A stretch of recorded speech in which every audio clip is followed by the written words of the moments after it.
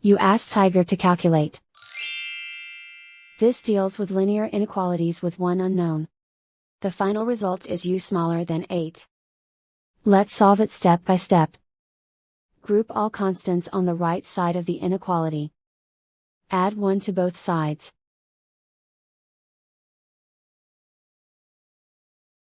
Simplify the arithmetic.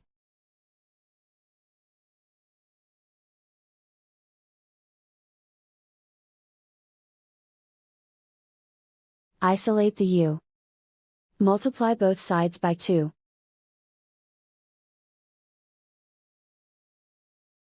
Group like terms.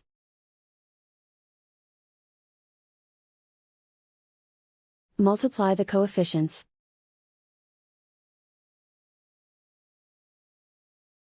Simplify the fraction.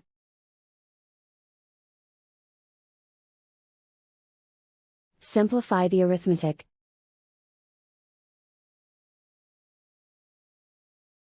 Plot the solution on a coordinate grid. And so the final result is u smaller than 8.